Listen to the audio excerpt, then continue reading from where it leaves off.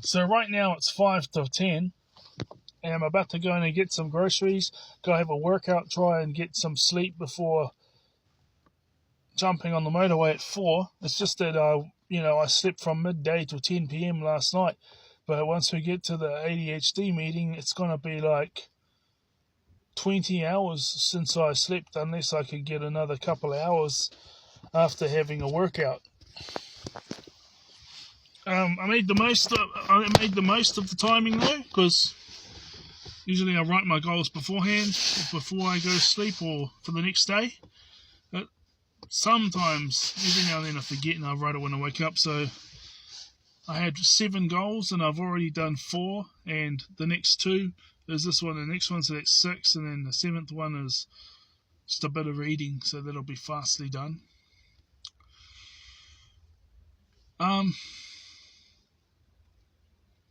Again, those who see it will see it. I now know that this is not how to go viral, but yeah. So I used to look up things about narcissism and things like that every day for about 2 years, and then it went from that to just looking at the titles as reminders and comforts, like the channels like Societal Narcissism and Narcissist Chronicles would release videos, and I'll just have a look at the titles, and the titles I'd use for confirmation to keep doing what I'm doing, to keep staying no contact, and to keep healing in that, instead of watching the recordings. I just look at the title and carry it. That's a good reminder. Well, my theory about that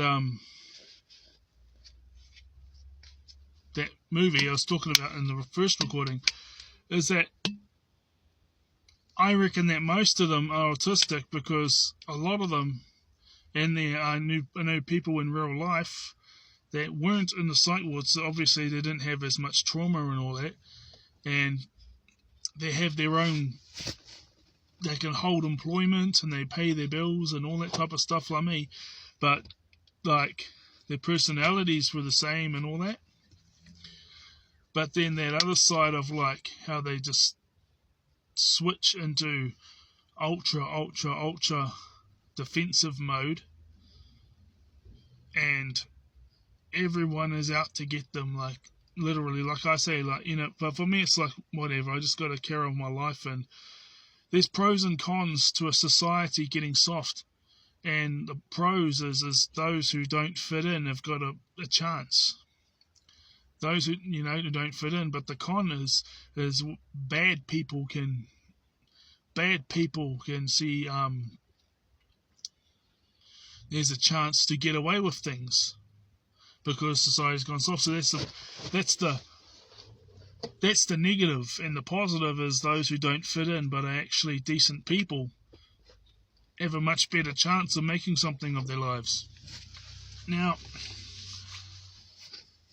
but these people who didn't have that other side, like they'd get hurt and they'd get withdrawn, and they would spend time to themselves healing themselves, or they would spend time to themselves because they just need it, because they just want to rejuvenate their energy. And they would stand up to people. But like these people, these borderlines on the movie, was like half the movie when they were nice like the people I know in real life that have autism, that were like that. And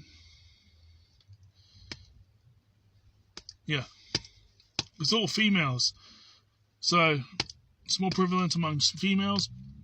And then but the other half, when they were like switched into defensive mode, it's like way more defensive. It's like how the autistic people I knew in real life got defensive or eventually stood up for themselves, but like if they had if they're on steroids or and then other things like that, like elevated high much more. But then they all had tragic backstories that most autistic people are marginalized from society. What is it? We'll say we're ostracized by society and have bullying stories from when they're kids and teenagers, but a lot of them have healthy homes. But these ones did not have a healthy home. And another thing that I bumped into something online as well. Because that was online. I was watched about 10 scenes, and this boy's life. I saw a young Leonardo DiCaprio, and when he was young, he looked very similar to me. We have our differences, obviously, like you could tell, but he had the same haircut in the movie as I did, like his spiky hair and like Bart Simpson style, except for I didn't call it Bart. Hello. I didn't call it Bart Simpson style. It's just like I just like to have my hair spiky because I used to listen to a lot of punk rock as well as Linkin Park and other types of rock, but a lot of punk rock, emo rock, heavy metal. Then there was all the Christian bands, But then Christian bands were playing that too. And I was also listening to a lot of rap music. So there's this guy walking, having a similar appearance to me, was around the same age as me. So there's a few scenes, not the car stealing scene, but where he said he stole my car and then he gets beat up from his father for stealing his car. I don't relate that.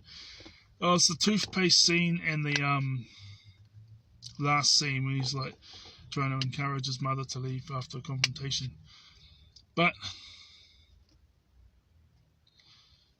a lot of the Traumaversaries look like this for me now. And yeah, I mean, you can feel down about something for half an hour or whatever, but last night, what did I do?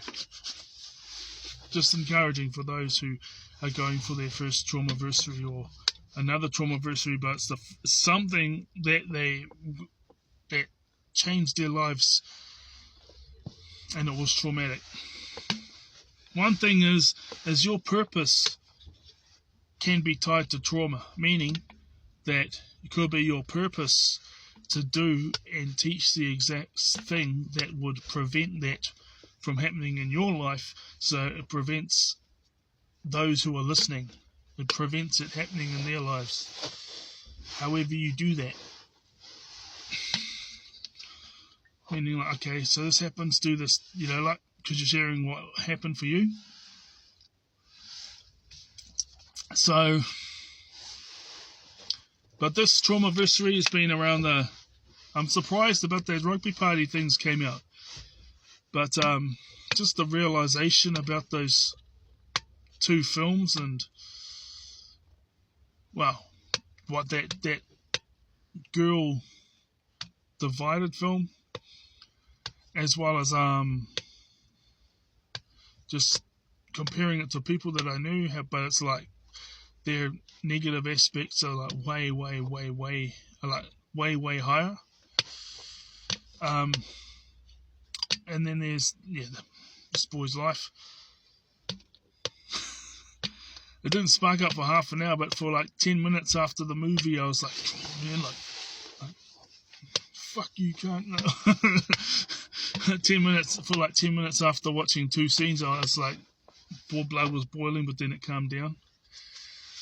But then that's because I came across and hey, this guy looks like me, and not only looks like me, but he